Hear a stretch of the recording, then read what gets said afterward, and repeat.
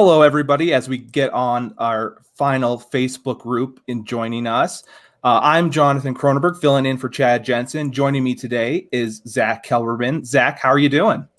Doing pretty well, John. Excited to start a new week of podcasting. We got some Broncos NFL draft, quarterback rumors and news because don't we always, like I said yesterday, every single show and podcast always devolves to the quarterback. But I'm excited tonight, another night where you're filling in for Chad Jensen, who's enjoying his beautiful vacation right now. I know he's watching, so we appreciate you, Chad. But how you doing tonight, John? I'm doing well. Very excited to be on again, be able to speak to on a different topic and really kind of expand what I've been talking about in terms of quarterbacks and the draft as well. So very excited to get going. I know we had some supers that we did unfortunately miss yesterday with some jumps. So I want to get to those first before we get started. So let's bring on Drew here. He was saying with a donation of 20. Thank you so much, Drew. You really were supportive yesterday as well. John, on camera, it's a special day. Any truth to these rumors, Darnold rumors? I really don't want him. And I'll let you take this one first. Well, it was a special day, and it is a special day today also, John, having you on camera with me, putting a face to the name, a face to the beast, so to say. I don't know if it's a rumor so much as it's just one man's opinion, and that one man happens to be, Daniel Jeremiah. So that one man holds quite a bit of weight in his opinion, but he's suggesting the Broncos send a non-first round pick to Sam Darnold, and he's entitled to that belief. He's entitled to that opinion, but I wouldn't categorize it as something the Broncos are considering internally right now. I don't think George Paton's in his office in Dove Valley right now going like this and hemming and hawing over Sam Darnold. He has other things to do. We'll talk about he's going to be at a pro day of a certain quarterback tomorrow, so I don't think Sam Darnold right now is on his mind, Drew. So I would tend to believe that Jeremiah, he could have been hearing something. He's as plugged in as they come around the NFL, but for now, it's all hearsay. Yeah, and let's get in someone else. We got Christian Garras.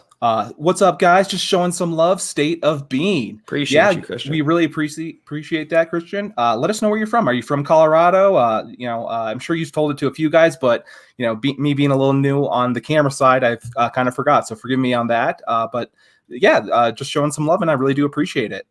And Christian, we appreciate your support. If you have a question tonight, please feel free. If you're watching tonight, this is from last night. So if you have a question tonight, please feel free to drop it in, and we will promise to get to it or try our damnedest to get to it. Perfect. And next we got Muhammad coming up here as well. He's saying with a $5 super, so generous every single pod. Yes. That's what makes him a superstar. He's consistent, always asking questions, also on Twitter. It makes a difference. It really does. And Muhammad is saying, oh my God, the dragon and the beast, this is going to be epic. It felt pretty epic last night, at least from my end. Not sure about your guys' end, but it really was epic for me, and I really did enjoy it. What's epic is Mo's gifts that he sends out before every podcast. He has something for Kim and I. He has something for Chad and I. He's the king of nicknames, and he's also the resident male model of the Huddle Up podcast. Yes. So, Mo, we appreciate you. Your support is unrivaled, and we love you, man. Thank you. And, of course, the Super Sticker King. Right, exactly. We got Jake King, speaking of, with a $9.99 super. Who would you like to open the season against? It's a good question. We don't get many schedule questions because, as we know, it's going to a 17-game season. More than likely, they're going to vote on that next month. The schedule will come out, late April, early May. It's usually a divisional game or it's some random game. I would like, I guess, I haven't really checked the Broncos 2021 opponents anytime soon, so it's not on the top of my mind, but I think I would like the Raiders. It left a really sour taste in my mouth, the finale of last season, a game the Broncos really should have won, a game that Drew Lock probably played his best in a Broncos uniform. I want to see them again because I feel like with their battered offensive line and the questionable personnel moves they made this offseason, if the Broncos click on all cylinders out of the gates, they can blow away the Raiders this season. So I'm taking Las Vegas. What about you? You're muted. Las Vegas sounds like a great option to me. Again, like you're saying, you're finishing, you're starting what you as you finished last season. However, I just want to start off with a nice game. I want an easy opponent, someone to get the confidence going. So I'm looking for someone outside the division, someone where you can just kind of beat up on. So looking for a rookie quarterback essentially. And we'll see. I haven't looked at the schedule really too much in depth either. So I'd have to take a look at that. But when we do, I'll reach out to you again, Jake King, and we'll find that for you. And rest assured, Jake, when the schedule does come out, we will have a whole big extravaganza. We'll have a whole special show dedicated to breaking down the schedule and giving our predictions. So next month, when that comes out, or whenever it comes out in early May, be sure to stay tuned for that. And we got BG, Brian Greenfield, coming in with $10. Is anyone going to this year's draft, or is anyone even allowed to go? Yes. Yeah, so people are allowed to go. If you're a little bit closer to the stage, you have to have shots, vaccines, Right. within a certain vicinity of the commissioner. But other than that, yeah, it's going to be held in Cleveland, and fans are allowed to go with some restrictions. I would have loved to go, honestly, but besides the restrictions, it just kind of makes it a little bit impossible for at least me or other people at this time. Yeah, and besides being in Cleveland as well, that's also kind of a deal breaker for me anyway. Yeah. But it's unfortunate, John, because not only was the Huddle Up podcast planning a draft meetup last year in Las Vegas, it seems so cool to me the way they had the setup for the stage. It was literally on a boat or whatever. It was remember that the whole the idea for the draft picks, that was so cool to me. But yeah, it's in Cleveland this year. Goodell's going to be there. He'll be booed as usual in person, and they're going to have real, announcements, real picks being announced live. Nothing virtual. No Belichick's dog sleeping, on the Zoom camera. It's going to be legit, and I'm looking forward to that and a return to normalcy this year in the NFL. Definitely. Let me pull up right here. We got Burn, the guitarist. Hey, John, glad to see you, man. Just sending some love. And I really appreciate that. Obviously, being able to see you or you to see me get a face to the name really makes a difference. So really do appreciate you sending the love out there. And again, I appreciate it. John, I don't know who has a bigger fan base, you or Brett Rippon. It's quite the contest. I think Brett Rippon's got me beat by a good chunk, but I think don't know. if people were to get to know me, I might surpass Brett Rippon. I don't know. We take a roll call right me. now. I'm the Beast has quite the following, so salute. Yeah, so those were the supers from yesterday that we unfortunately missed. But from going forward, just want to introduce this is the Huddle Up podcast. And let's get into our presenting sponsor. Give me 1 second. Our presenting sponsor today is Manscaped.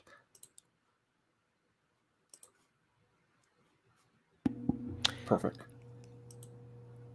And listen, guys, 2020 is in the rear view, as we know. It's March 29th right now. We're coming up on April. We're coming into spring. Easter's coming up. There's been already a bunch of religious holidays and gatherings. Things are coming back to normal. And Manscaped, whether you're staying in the house locked in 24/7 or whether you're out and about resuming your normal lives and your occupations, you want to look better. You want to feel better. You want to smell better. You want to exist better. And Manscaped, with their performance package, like you can see on the screen right in front of you, allows you to do that. John, it's a new week for me. I've been talking about, the ball cropper, the deodorant for your undercarriage last week. Yes. This time it's the crop reviver. It's the ball toner for your undercarriage, refreshing with active pH control. I believe Chad's talked about this. This isn't so much a deodorant. This is just a little like a Febreze. It's a Febreze for certain parts of your body. And listen, you don't always want to scrub the couch. You want to just spray a Febreze a couple times and let it make it smell good and take care of the stinky odors. It's the same thing for your body. As disgusting as it sounds, Manscaped allows you to remove that word from your vocabulary. No longer will you be disgusting in any singular way at all using Manscaped. So that's my testimonial for this week, John. And I urge any male out there to buy yourselves Manscaped Performance Package. It is the way to go. Yeah, definitely. And we're already, we're going into April. That means we're a fourth of the way done through 2021. Can you believe it? If you haven't acted yet, now is the time.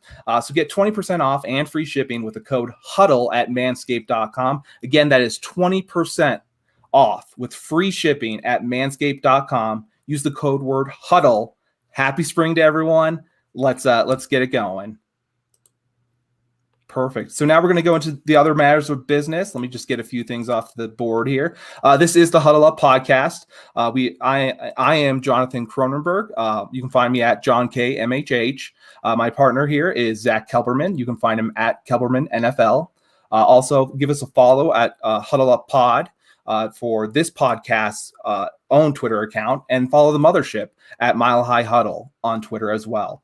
If you have the time, go on over to our store at huddleuppod.com. Get your swag on. As also, go ahead and head on over to facebook.com/Mile High Huddle.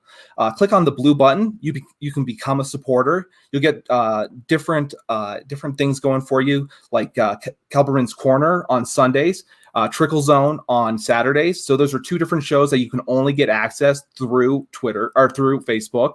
And finally, the litmus test for us, just go ahead and subscribe, like, and share. It's the simplest thing you can do, and it really does make a difference. So thank you everyone who goes ahead and does that.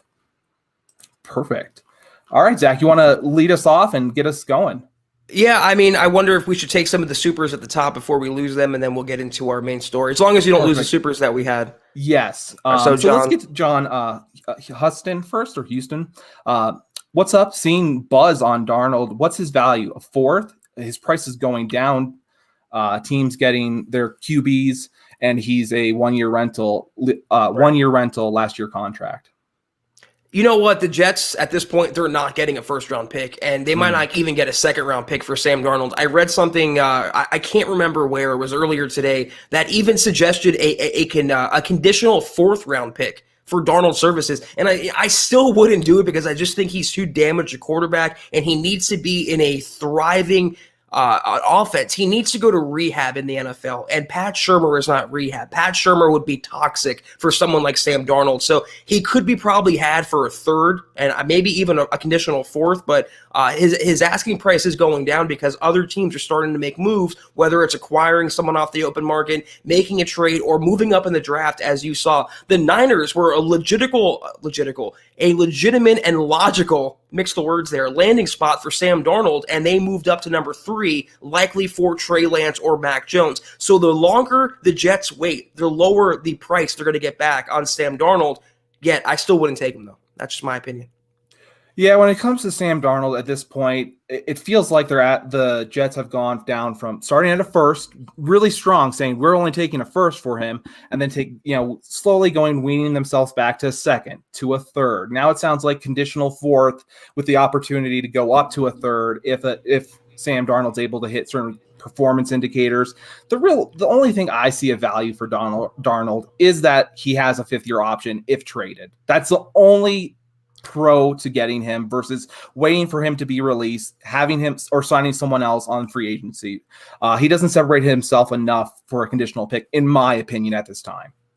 The thing is, though, to pick up the fifth-year option, he'd have to be worthy of that being exercised, meaning you'd have to see him in action. He'd have to be playing. And if you acquire him tomorrow, let's say, there's no guarantee he's going to be starting this year. It might be Locke's job regardless. Locke might beat him out in a competition. So it would be just a one-year expensive rental, expensive relatively so for the Broncos, when they already have a Sam Darnold on the roster. We talked about this yesterday, John. It's a comparable quarterback, a young, still ascending, still progressing quarterback who can make brilliant plays and make head-scratching plays often on the same drive. I'd rather the Broncos invest and keep building in the quarterback they already have on the roster than exploring out-of-house options. I'll say it again.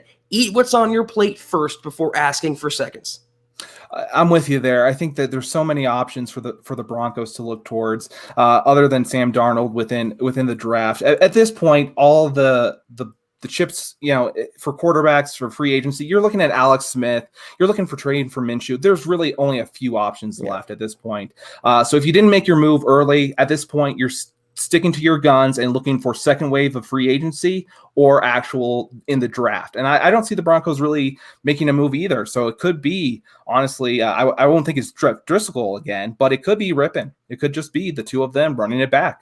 And we will find out in about a month's time. Exactly 1 month from tonight will be the first round of the NFL draft, and we will know whether the Broncos move up for a quarterback or acquire a veteran. We will have much more clarity a month from now. So I'm excited as we go along to finally rid ourselves, John, of this topic because we've been talked out for months now. Oh yeah, again, it's been a lot when it comes to the quarterbacks, and we got Muhammad Badri in the house, going with the Beast and the Dragon in the house. Oh, perfect. Muhammad, again, appreciate all your kindness. It means everything to us. Yes, and I saw your GIF on Twitter, Mo, a few minutes ago. You're always so quick to the draw, and you always have the best GIF for the occasion. So we appreciate you. You really, truly are a valued member of this community. So thank you again. And we got Fat Cats in here with a $10 donation. The Dragon and Beast Show. I may be alone here, but I'm out on Darnold and Alex Smith train. Suddenly, Trubisky is sounding like a better left out. Sounding like the best option left out there. Curious for your thoughts, fellas. We talked about this yesterday. He's gone, unfortunately. Exactly. Yeah. We at this point we would take him, wouldn't you? At 2.5, I think we've agreed that. Yeah, I mean, that's a steal for Buffalo. And Fat Cats, I hate to inform you that the Bills did sign Trubisky, but the Broncos, you might have been getting your information kind of confused here. The Broncos reportedly, I had the story yesterday, they showed interest in Trubisky before the Bills swooped in. So we never really know how far that went, if at all. But the Broncos reportedly loosely were interested in Trubisky. And, compared to some of the other quarterbacks out there for $2.25 million, whatever he got for 1 year, I mean, you could do a lot worse as a backup for that price. That's definitely comparable to Driscoll. So it's just and a monster upgrade. That's a good point. Monster upgrade. Just going to say hello to a few people. Ernie Mays, how are you doing? We got Willie in the house again. We got Big E, just saying hello. Spicy Mike. Just want to say hello to you guys.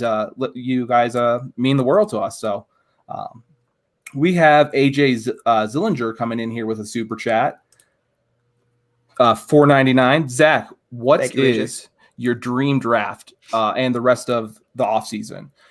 First few picks, maybe, and your starting backup quarterback week 1? Ooh, that's a really, really good question. Might have to make this a KK, John, for a couple weeks from now. That's a good idea. My dream draft, listen, I have certain players I would like and certain players I prefer, obviously, but I just want the Broncos to attend to their biggest needs on the roster. And they don't have many left, John, after the offseason they had so far, but I want a dynamic inside linebacker. I want a safety that's going to spell Kareem Jackson long-term. I want some cornerback depth, and I want an offensive tackle that can spell Juwan James, either short-term or long-term or both. Would I love Micah Parsons at 9? Sure. If Trey Lance did fall to number 9, would I think long and hard about it? Sure. But I just want the Broncos to fill in the logical holes that exist. I don't want any surprise picks. I don't want an edge rusher in round 1 when they just brought back Von Miller and have Bradley Chubb. Get your dynamic players taken care of, meaning inside linebacker, safety.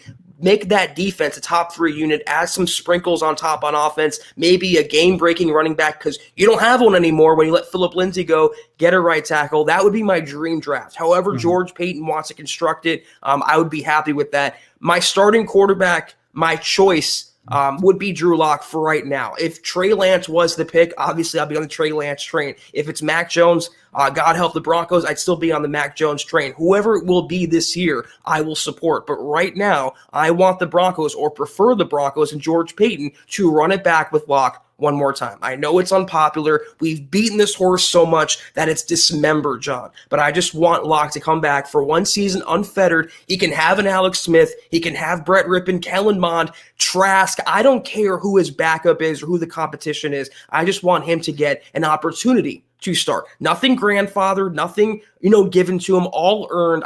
That's my preference, is running it back with Locke one more year with this skilled players around him and this defense and this coaching staff. That's a potential playoff team, in my opinion. I agree with a lot of your takes there. I really do want that safety that you were talking about, and I think that there's a lot to be had going further. I think this team can continue to develop. Hopefully, we'll also get some more guys re-upped from internally. I still think that's a possibility as well. Got Jay King coming in here again with a $4.99. Who would y'all like to open?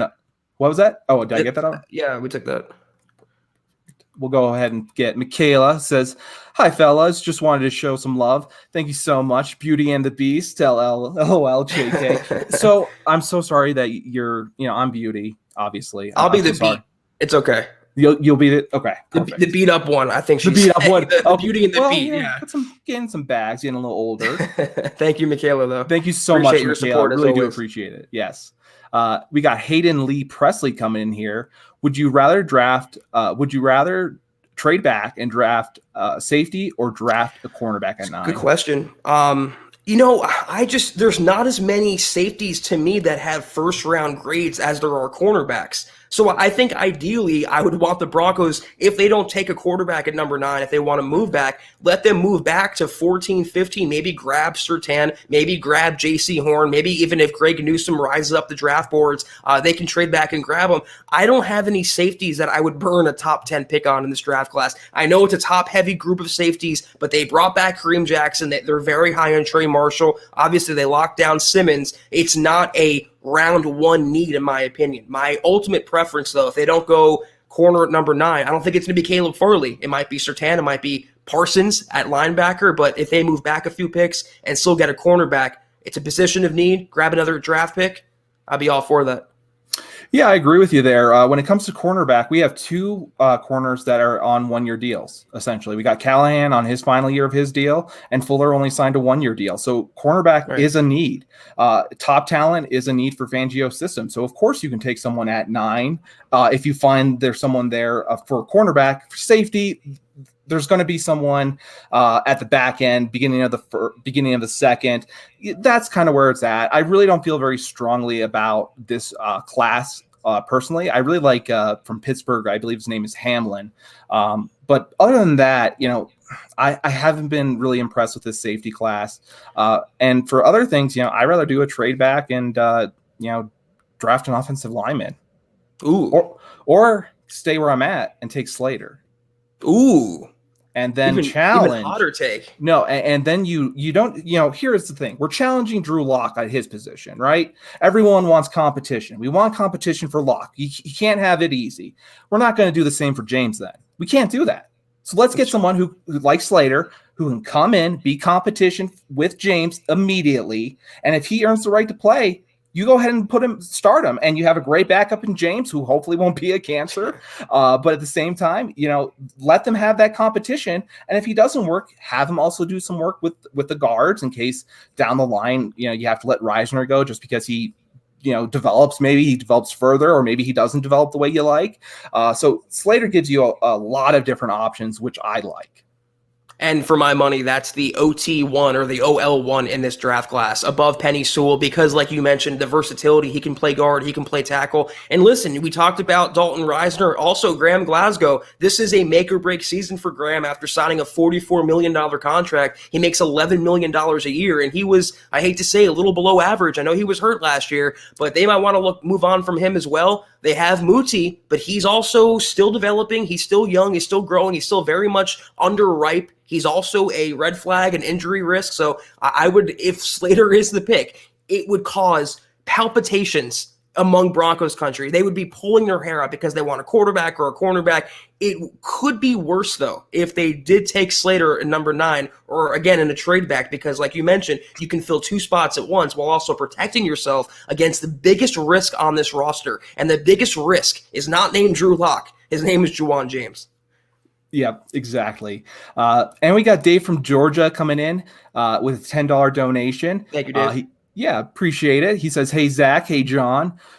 Who's going to absolutely ball out, and who is your early prediction for the Broncos pay, barring any player of the year? I think. Oh, okay, player of the year, barring any ridiculous injury rash. Hashtag Broncos country. Hashtag state of being." That's a good question. I feel like it's the same kind of it's the same person though, because whoever absolutely balls out is going to be probably the player of the year. This is I'm not going to take the easy route and say Cortland Sutton or Von Miller, Bradley Chubb. I'm going to say Draymond Jones. I see a legitimate Pro Bowl season right off the bat in the same way Shelby Harris flourished, in the same way Derek Wolfe flourished, and Malik Jackson, because you have the superhero coaching them in Bill Kollar. Draymond, he grew immensely last season. You saw it in his play, and given a full slate of starting reps this season, playing opposite Shelby Harris, next to Mike Purcell, with Vaughn and Chubb, and hopefully maybe Micah Parsons. With that secondary, Draymond will have at least a 10-sack Pro Bowl season. You can mark it down right now. Very high on that man. Yeah, you have to be high on Jones. He, besides him getting injured in his knee last year and being on IR partially for 4 weeks, he came back. He was strong. He was going. So he's definitely someone that you can look towards and say, yeah, that's someone who I've heard a lot of people say they're very excited about. I haven't heard them come to your level where they're saying, hey, he's going to take that next level step and become that player of the year for the Broncos. Let him hate, baby. Let him hate. For me, I'm going to go similar in a similar fashion. I'm going to go with Mike Purcell. He's going to shine, but here's the reason. The Broncos are going to have, they were at about 160 yards over yards allowed after Purcell left and was injured with that Liz Frank injury.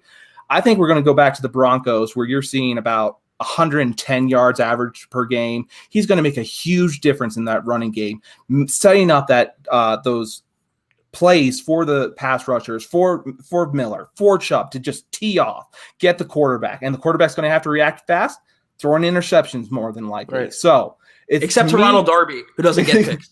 Yes, but so that's what I see it as. I see it as he's going to benefit everyone else so much that he's the player of the year, even if his statistics will not show that. I have great point, John, but I have one guy in offense that's a super dark horse as well, and his name is Jerry Judy. And Cortland Sutton's the easy choice here, but listen, if Judy fixes those drop issues, and he showed in the last game of the year, he had that long, I can't remember, it was, 77 yards, 80 yards, that long touchdown. That was a sign, a glimpse of what's to come. And if he gets solid quarterback play and solid coaching this year, again, with the weapons around him and Cortland Sutton coming back, Judy could have a 1,000-yard season if that offense takes the next step. 92 Definitely. Yards. I'm sorry. Thank you, guys. That's even better. 92-yard touchdown. Just wanted to get a little bit more into what we were going to discuss, and Trevor brings it up perfectly. I saw from SI that the Broncos, Peyton and staff are meeting with Mac Jones via Zoom, and yes, that is true.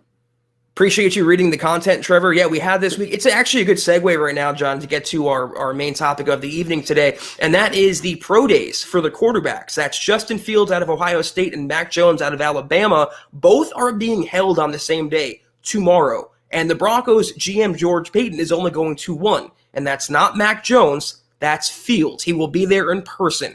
What this means, obviously, this is another quarterback that George Paton scouted in person. He saw Trey Lance. He saw Zach Wilson. He'll see Justin Fields. This also means for the second time this offseason, he will not see Mac Jones in person.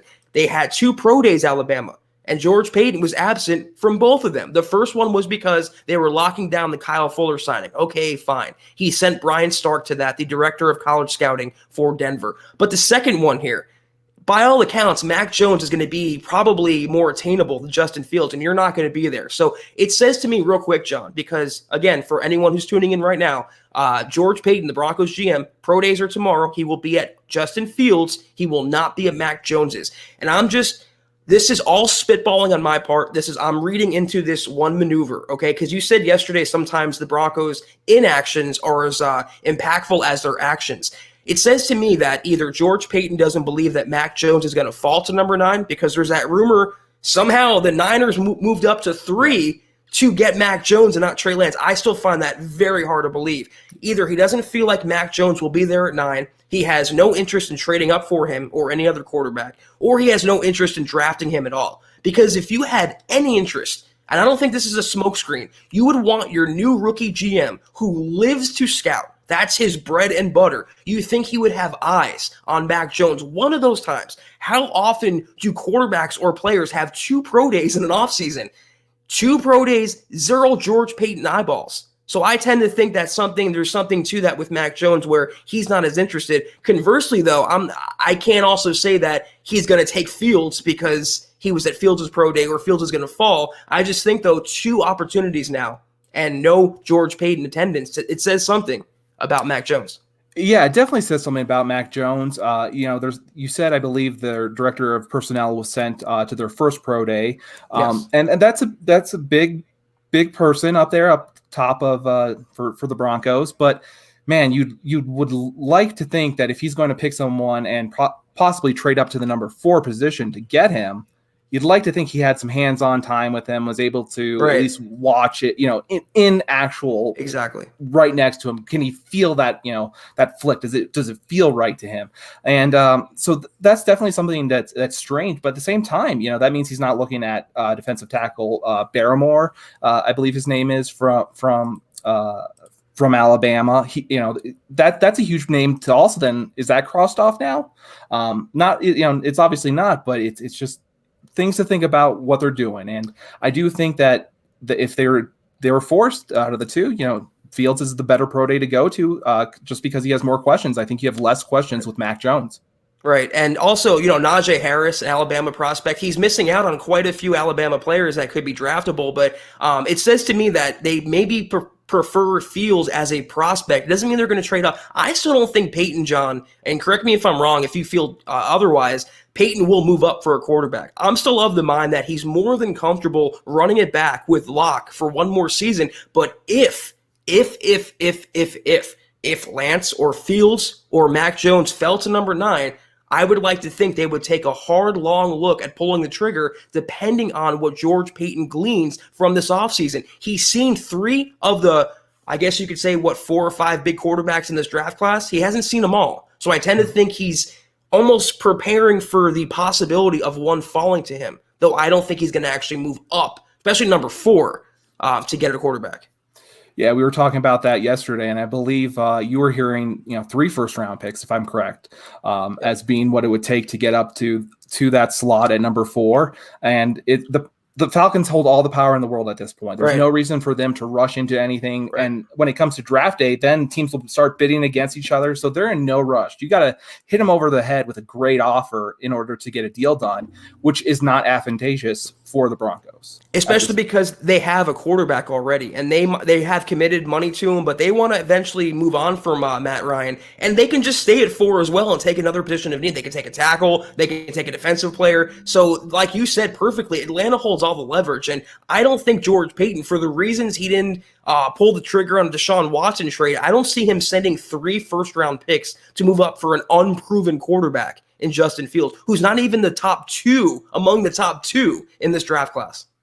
I agree with you there. And let's go here with Zack Lee Butler, going with a question for $5. Really do appreciate you supporting us that way. Great name. Future thoughts. What will we all complain about after the quarterback 1 A is solved? You know what? I think we'll be complaining about. What do you think? We're going to be complaining about the quarterback situation not being solved, because whatever direction the Broncos go, people are going to be pissed off one way or the other. Either they're going to piss off the Drew Lock supporters or piss off the Drew Lock haters. So I think the Broncos decision will be the thing we talk about next, but what we can complain about is the next biggest problem on the Broncos organization, and that's the coaching. That's what I'll be driving home, John, after this quarterback discussion is all over and we know whether it's Locke or whoever else is starting, the Broncos still have their incumbent coaches. They held over every single coach from last year. So the pressure, just as it is as much on Locke or any other quarterback, more so it's on the Broncos coaching staff. So I think we'll have a summer of discussion about that. And who do you think that coach that would be more aimed at, Shermer, obviously. Sure. But do you feel like Shula is going to get some snark back eventually? Because, I mean, he was supposed to be the guy who changes quarterbacks. Newton, he that was his thing. He can make these talented players with all these, different traits and aspects that make them special and, put it together in that one nice body. Well, I mean, if anyone is objective, I've been saying last season that Shula should get the same criticism that Drew Lock is getting and the same criticism that Pat Shurmur is getting, because they all go hand in hand. They're a triangle. They're all working together. And just as Shurmur failed Drew Lock, so did Mike Shula, but he's not the coordinator. He's not the play caller. He's not game planning. He's not in the situational, the trenches in crunch time. So he gets some of the blame, sure, but it's all on Pat Shurmur because they hired him, John. And they fired Scangarello after 1 year because Pat Shurmur became available. They weren't hiring Shula as the coordinator, so more so falls on Pat Shurmur and whoever quarterback he's working with. Okay, perfect. Give me 1 second. I had a jump there. Why don't you pull up a question if you don't mind? from the bottom, I can take one that just came in from Mark here. Perfect. Mark Langley. Hey, how you doing? It's great to have you on. $4.99 super. What up, my guys? Are we getting Fields? Hashtag. Oh gosh, you got to help me with these. I don't want to even. Let's see. Hashtag Kennesaw, Georgia. Hashtag I work in Kennesaw, Georgia. Hashtag I'm sticking with Lock until otherwise. Hashtag Huddle Up Podcast. Hashtag Hey John. Hey John. Hashtag My Man Zack. Hashtag MHH. You know, if Muhammad is the super sticker king, then Mark Langley is the hashtag king. So yes. We appreciate you, Mark. Thank you. Yes, appreciate that. It was definitely a good cluster to get my eyes looking at. But are we getting Fields? Honestly, I don't know at this point. It's something where it feels like the most likely option out of the main 4 quarterbacks, but still, I just don't see it being what the Broncos are going to do. I don't feel like they're going to give up all that capital at this point. I'm right there with you. You know, there's a possibility for sure that Fields could drop to number 9. And if that happens, again, depending on what George Payton learns tomorrow, getting eyes on him and scouting him, they could pull the trigger. I just don't see Payton for the same reasons. Again, they didn't go after Deshaun Watson or Russell Wilson, whoever else. I don't see Payton parting with that capital for a unproven rookie quarterback this year. We got Luis Martin coming in. Marin, sorry. That is 129 pesos. Really appreciate that. If you have any questions, let us know. Obviously, I'll look out for them and hope to hear from you a little bit later. Thank you, Luis. Stick around. Just want to say hello to Darab. I think I'm saying that properly, hopefully. And then, he does have a question for us. Just showing some love. Let him hate. Hashtag State of Being. Denver Broncos for life. And yeah, that let him hate is for everything. It's not just Lock. It's let him hate on whatever. You can put that to your life even. Like exactly. If something goes wrong, let him hate. Exactly. I'm transcending podcast, John. I'm becoming a philanthropist right in front of your eyes. I'm a humanitarian. So yes. If you want to talk about your life, just change the 3s to E's and then let him hate. Doesn't matter. Let him hate. We got Chase Wellner coming in with $2. What's your 4 quarterback rankings in this draft? Ooh, oh my God. Okay, well, I'll be the PC way and saying this. I'm going to put Trevor Lawrence QB1 and Zach Wilson QB2. But listen, there's a huge part of me that thinks Wilson will be a better pro than Trevor Lawrence. But Lawrence, Wilson, and then this is also kind of controversial, I think, but I'm taking Trey Lance over Fields as my QB3. So Lawrence, Wilson, Lance, and then Fields. What about you?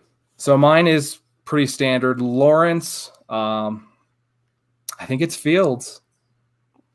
It's hard. Lance and Fields are close to me. It depends on the offense. All right, here's what I'll say. All right. Lawrence, Wilson, Lance, Fields. That's it. And I think that was yours, wasn't it? Yeah, I was going to say. That was yours. So, yeah, I mean, I like Wilson a lot. I think he has the capabilities to be very successful. And I think over Darnold, yeah, you got to take that move if you're the Jets. You can't wait around and see if he's your guy. So let me ask you a question, John, because I feel like your first impulse was to put Fields as the QB2 in this draft class. If you feel that way, just explain why you're so high on him, because I see some franchise traits, but I see some things as well that scare me away from branding him as such.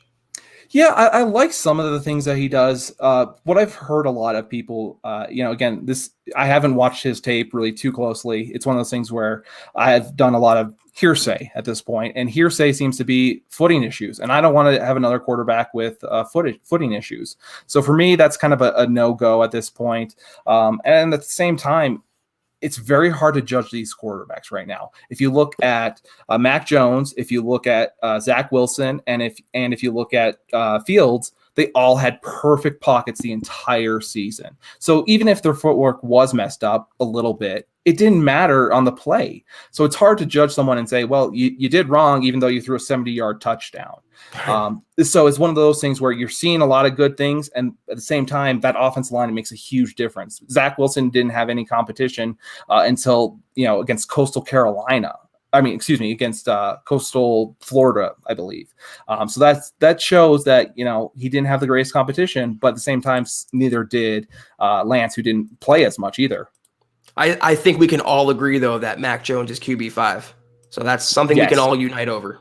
Except Chris Sims. That's the only person who will not. Didn't he have Kellen Mond as QB too? So I don't really care what Chris Sims has to say about the topic. If that's something the like case. Newman and that as well. So it was definitely an interesting take by him. Look at me. That's Chris Sims. He does a few of mocks, a few rankings each year. So no matter what, if you pick one of them, it's going to be right. So he always looks right. Got to give some props to Pobby. Unfortunately, we got jumped there. Was unable to get your picture. So sorry about that. Pobby, it's great to see you. It's been a long time. I really do appreciate all you do. You're always very supportive to me no matter what. So just want to give you a shout out.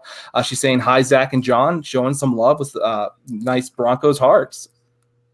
Bobby, you are incredible, and I know Chad isn't here, but he'll be rewatching this and saying the same thing out loud because we talk about you. We talk about all our Super Chat superstars, every single person. We legitimately have conversations about you guys, and admiring you for your generosity and your support. So, Bobby, you lead that charge, and we could not be more grateful for what you do. Thank you so much, and we hope you're having a nice evening. Yes, I know she was just on vacation, so I hope you had a great time, and now you're welcome back, and we'll have some fun. Get back to work now. Yes, unfortunately. Let me get Mr. Boggins going up here right now. Give me 1 second. Mr. Boggins with a $2.99 donation. Again, sorry, unable to get you from the back end like I normally do. It sounds like QB, not Jones, Pitts, Sewell, or trade back. Hashtag DEFWU. Don't even F with us. It was Derek Wolf's old thing. Yeah, it's been a while. Gotcha. Yes, it's been a while. So is that a pick 9? We're going to assume, Boggins, that you mean pick 9. I don't know why Pitts isn't. I understand he's like Darren Waller on steroids. I understand he's a wide receiver in a tight end's body. But listen, you literally just used 2 years ago a first-round pick on Noah Fant, who's not even close to reaching his ceiling. You used a mid-round pick last year on Albert O, who's not even close to reaching his ceiling. Tight end or pass catcher is the last thing the Broncos need in the first round. And again, Sewell, I'm not on the Sewell OTOL1 bandwagon. To me, that's Slater. So I'd be more inclined to take him.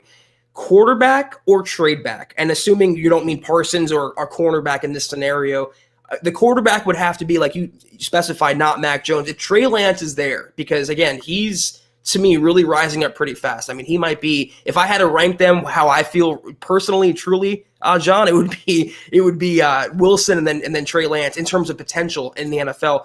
If it's Lance, I'm thinking about that, but Parsons I'm also thinking about in the trade back as well, only because realistically that's what George Paton is preferring to do. That's the mindset in which he operates. So if they want to move back and get Parsons or a cornerback, I'd be on board with that. But John, if Trey Lance is there, number 9, you don't have to move up for him. He falls right into your lap. If the Niners inexplicably take Mac Jones, here's the card running up. Whoever you call, do you even waste time and even hear calls? I don't really need to, because you want someone. Well, here he's fallen into your lap. Run with that card up there. Give it to the commissioner and make it happen.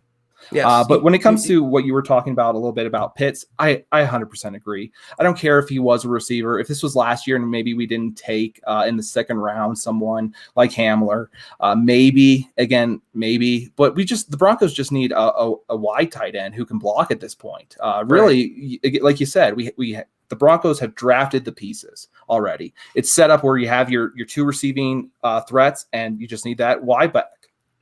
And I agree with some of the comments we're getting here. Take BPA, whoever that is. So whoever is highest on George Paton's board, I will trust George Paton's scouting acumen and all his years in the industry. If that's Trey Lance, so be it. If that's Micah Parsons, so be it. If that's Patrick Surtain or J.C. Horn, so be it. But regardless, the Broncos will end up with an elite blue chip player at a position of need. So you can't hate on that too much.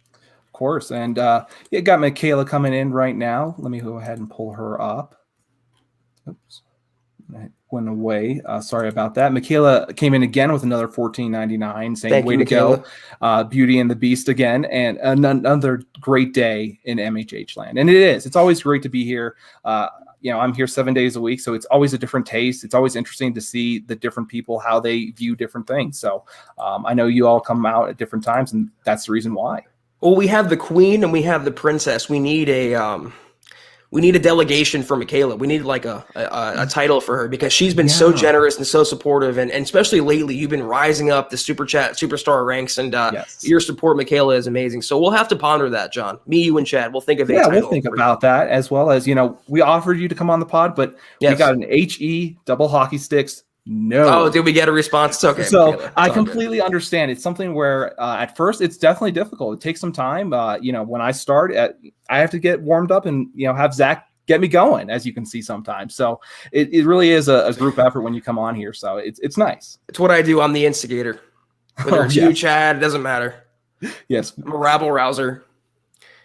Okay. Oh, you already got that one with Mark. Okay. We have one from Brian Greenfield coming in again. Wow. BG. Yes. Wow. You guys might have already talked about this, but the 49ers moving up to pick 3. Do you think that they are banking pardon me. Do you think they are banking their Jets aren't going to be QB2? Why don't you read that for me? I'm having a little trouble.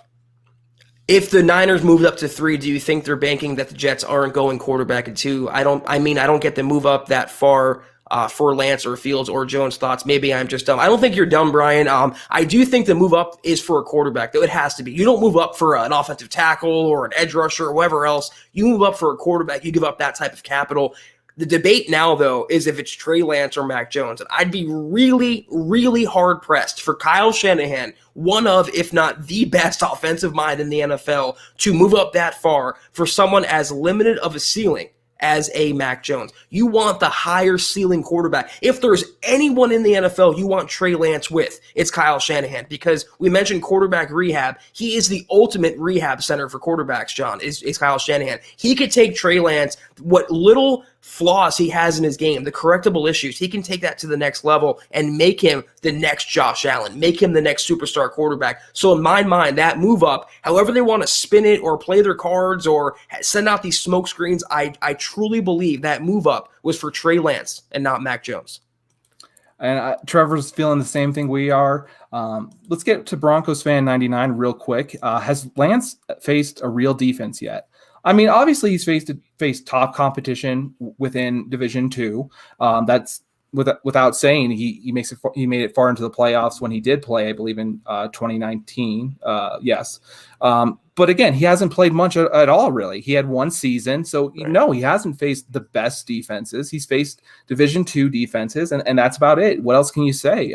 You see the traits, and then you can't scout the school, as everyone says. You can't scout the school or your competition. You got to scout the player. And he seems to have all the traits, the tools that Shanahan would want, especially in his system.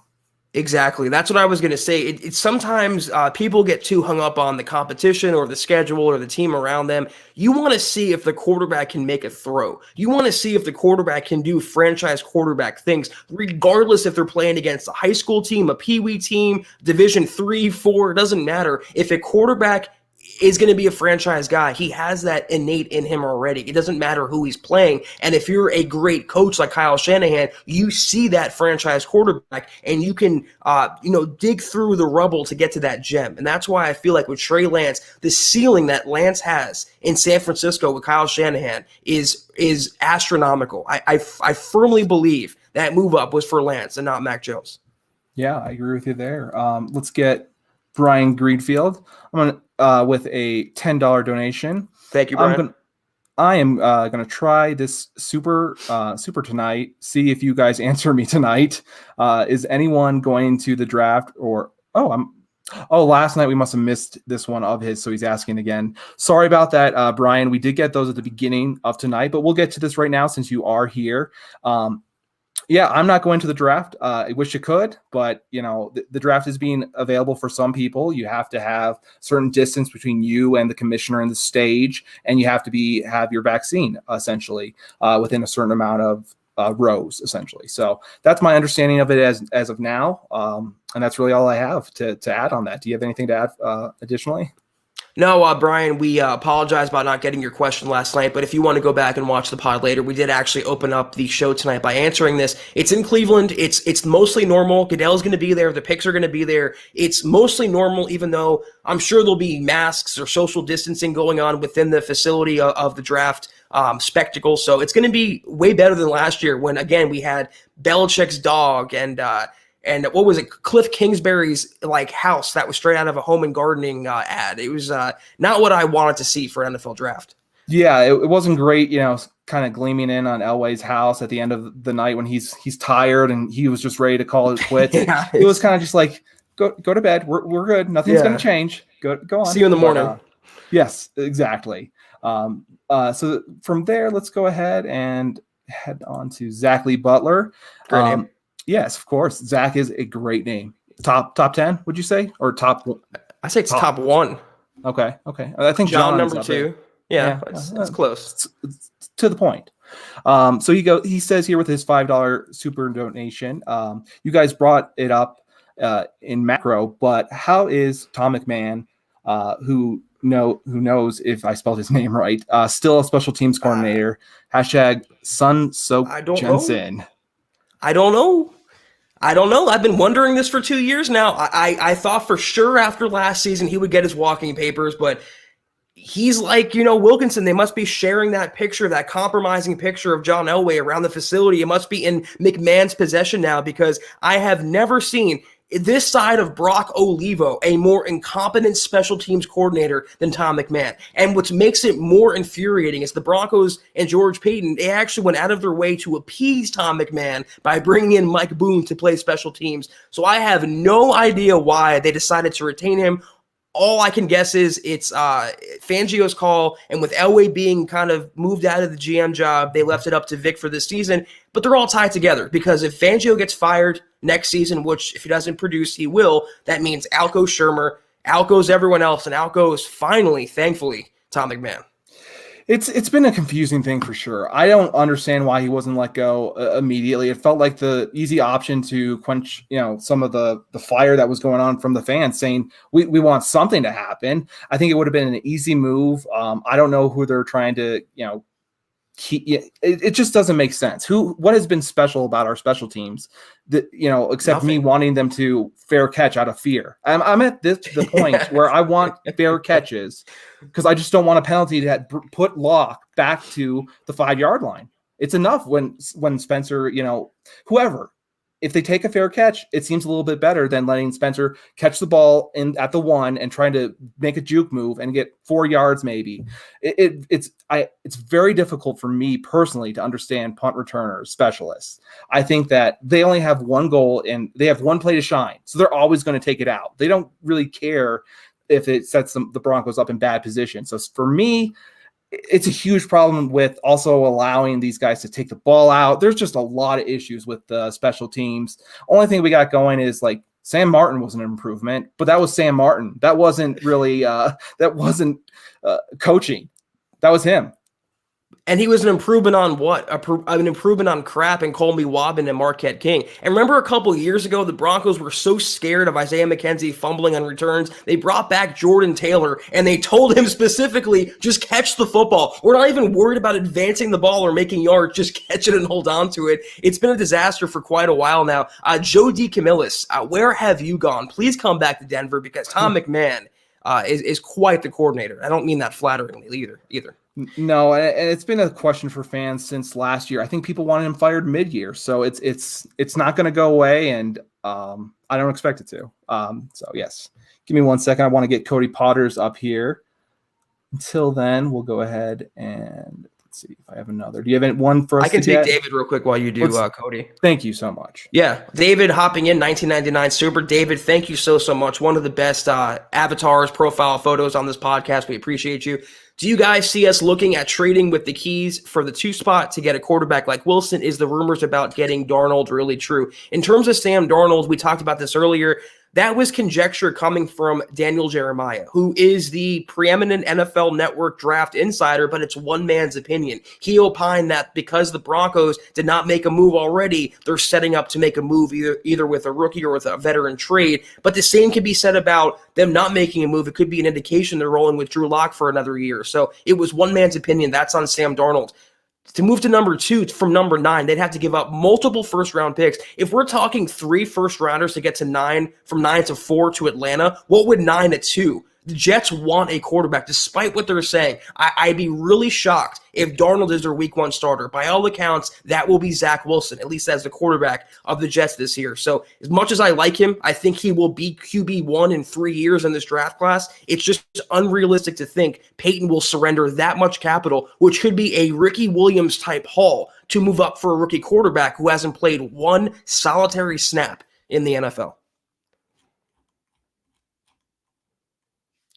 I would say that's beyond Ricky Williams, to be honest with you. Ricky Williams, at least it was, a single draft, the full class. It was just pick one. Multiple Ricky Williams then. Yes, it's Ricky Williams on steroids, essentially, that kind of deal. So it really is hard to get up and say, I can get behind that. And I don't see there's no other options I can see in the near future for 2 years or 3 years down the line. I just see no options.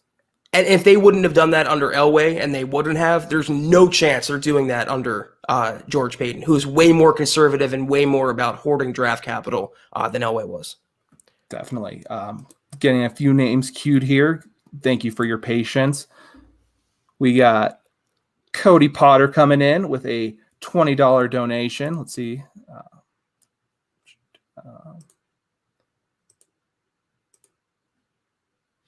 Forgive me here. Why don't we do some talking and get some background noise?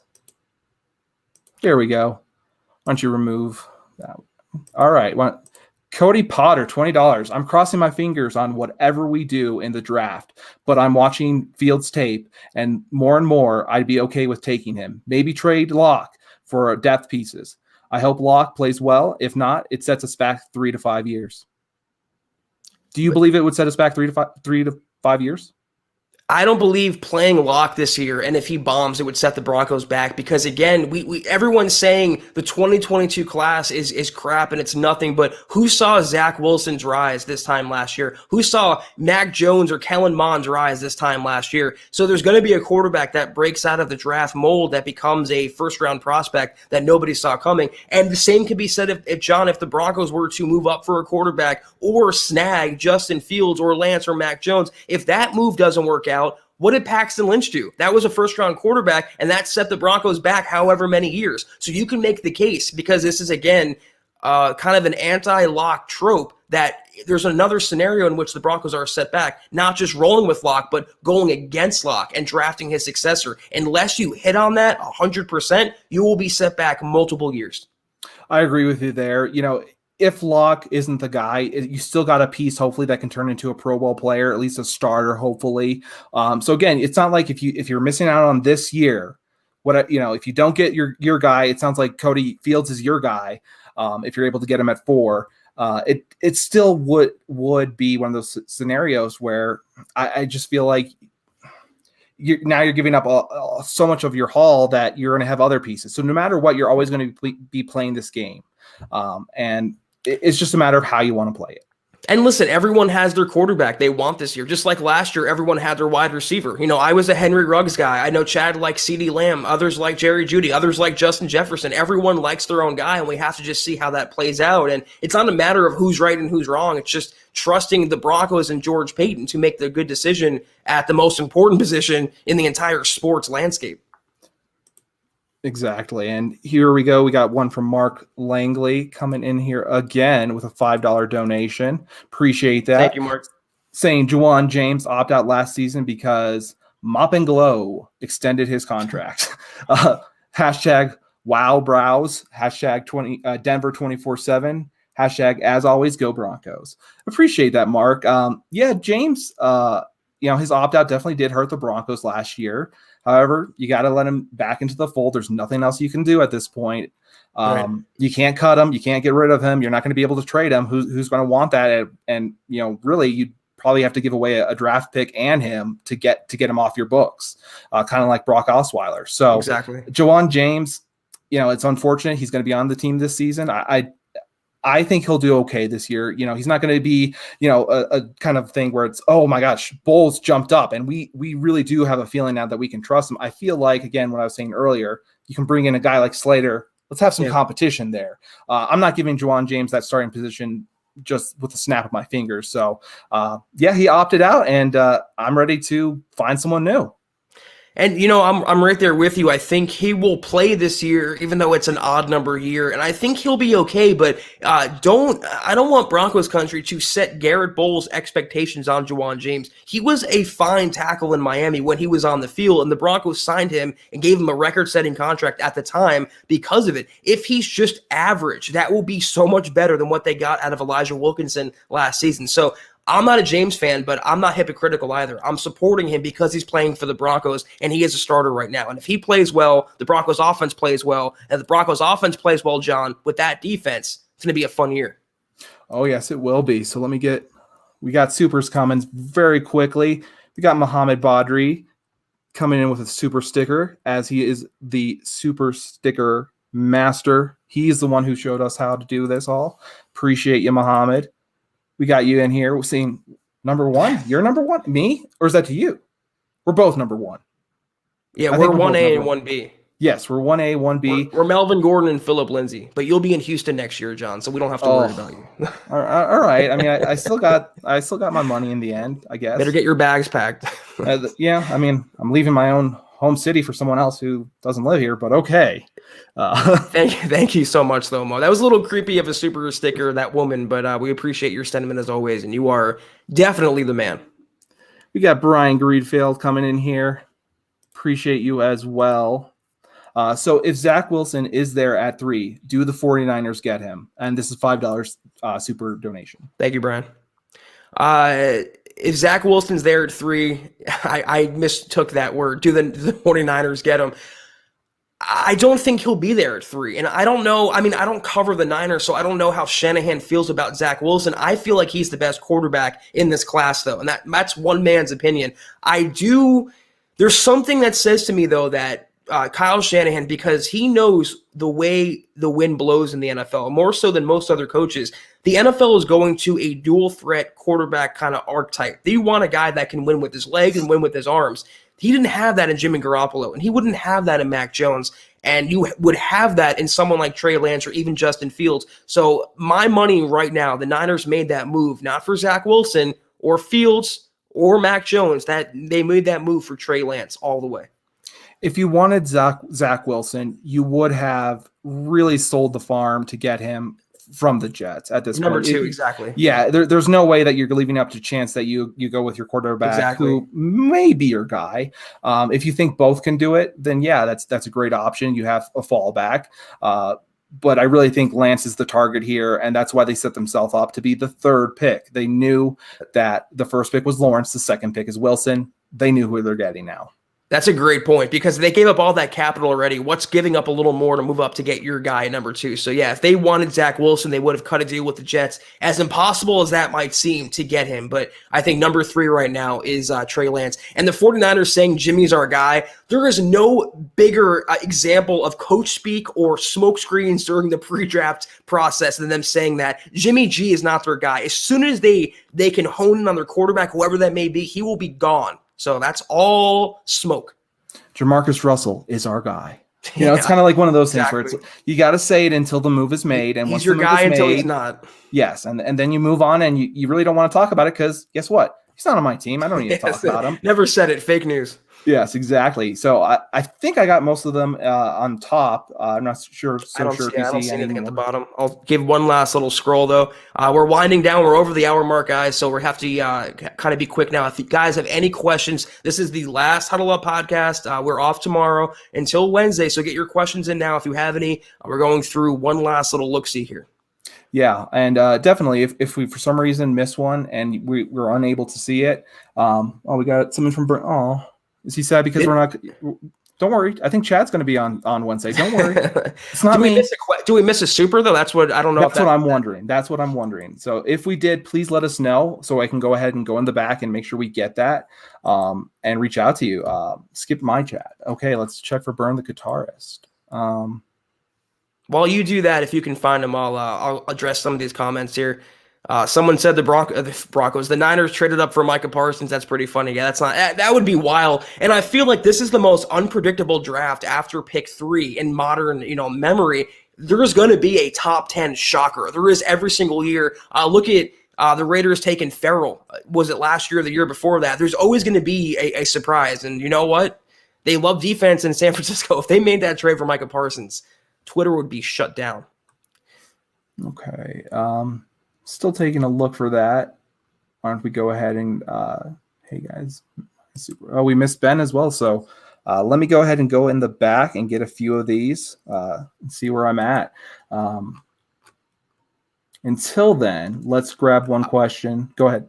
Yeah, I'll just go through some of these. And guys, again, it's tough because John's usually behind the scenes, and this is why he's the MVP of the show, guys. He's always getting these questions for us, and the chat, you can't see it and you can't tell, but it jumps and it prevents us from getting certain questions. It's a good problem to have, but that does happen. So we appreciate your patience, and anyone, again, we miss, we will make it priority on Wednesday's show to answer that. But Tommy wants to know, is Lindsey the first string running back in Houston? For now, he's not. They have David Johnson and they have Mark Ingram, who they signed, but both of those guys are massive injury risks, so it might be a matter of time before he is starting there, or at least seeing significant snaps. And regardless of how you felt about him in Denver with the Broncos, I'm rooting for Lindsey in Houston. Let's take this one real quick while you're still working on that, John. Tim wants to know, are there any free agents that could help fill any needs for the Broncos? Well, anyone who follows me on Twitter at Kelberman NFL has seen my daily vigil every single day. Now I'm including pictures with my tweet. I'm begging George Payton to reunite with his former Vikings linebacker, Eric Wilson. And again, I know they brought back Vaughn. I know they might take Parsons. It's not exactly a pressing need, but he can play inside linebacker, outside linebacker. He's coming off a career year. He's young. And at this stage of the offseason, during the signing period, he would come for relatively short money. I would love the move. So anyone that comes to mind among the unsigned players, Eric Wilson, please, George, if you're watching, make this happen. Please.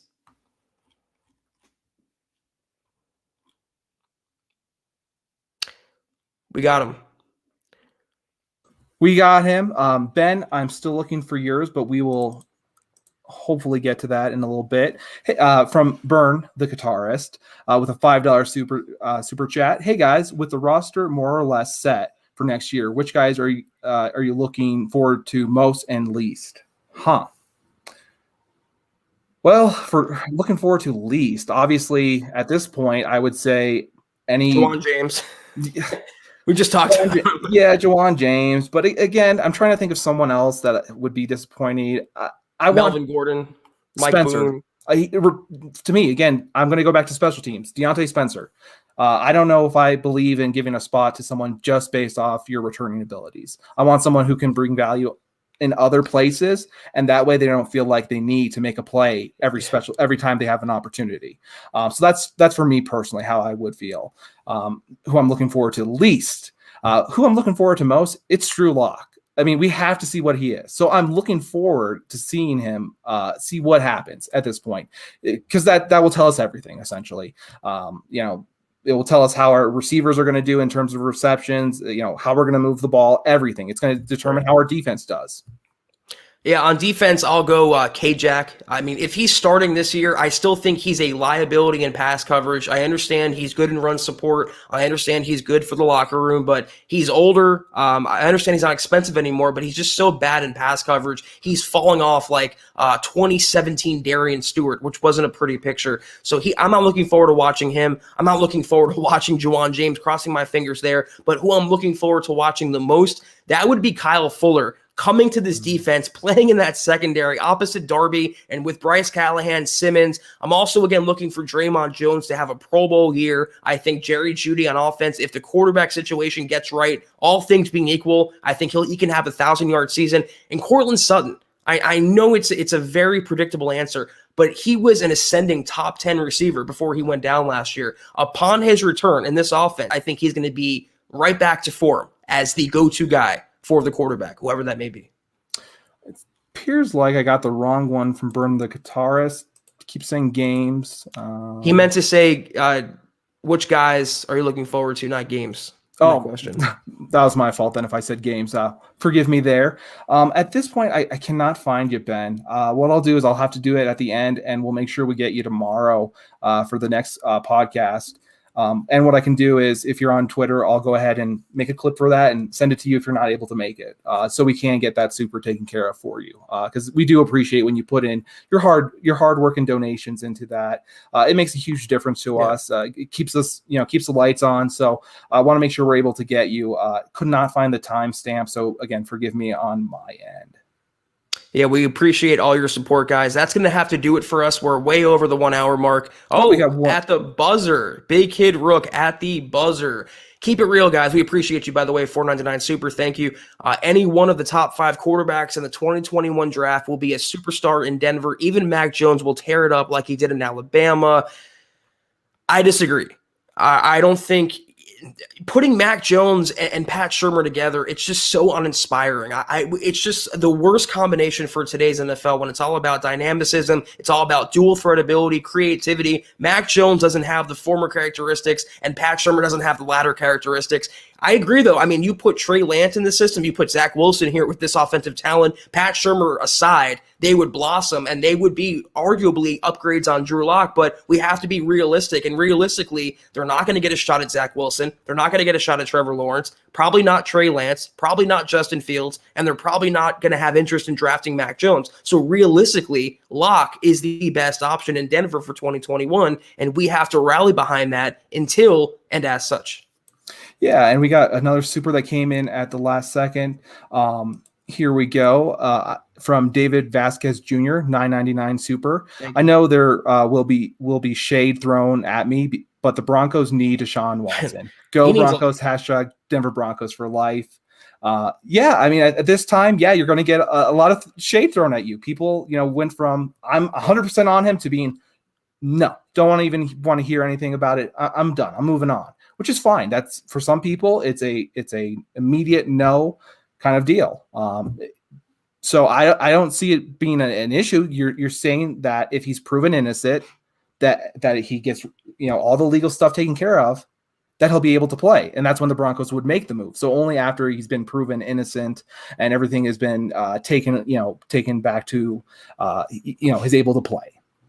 And no team is going to touch him. And you can argue, I don't necessarily agree that the Broncos need to get Deshaun Watson, but what Deshaun Watson needs is a good lawyer, because he has, 20 lawsuits right now. And if any of these turn criminal, he can end up on the commissioner's exempt list and be suspended for some or most or all of the 2021 season. No team, the Broncos or the Panthers or anybody else, is touching Deshaun Watson until these allegations are either cleared up or proven erroneous. And we're sorry about that. We get a few people saying I've missed them again. So we also read this one wrong, apparently.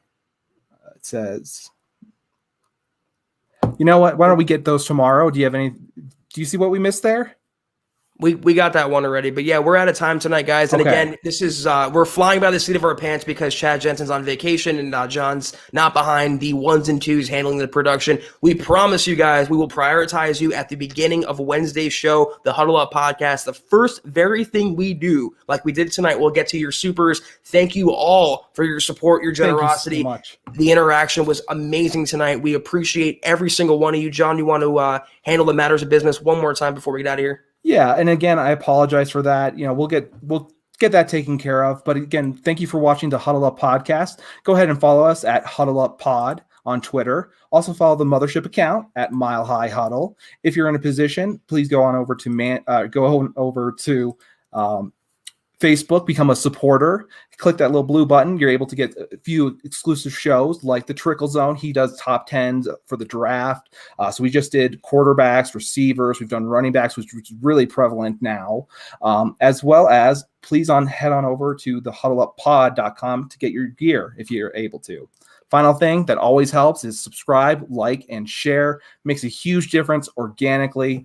Always makes a difference. Zach, any last words before we get out of here?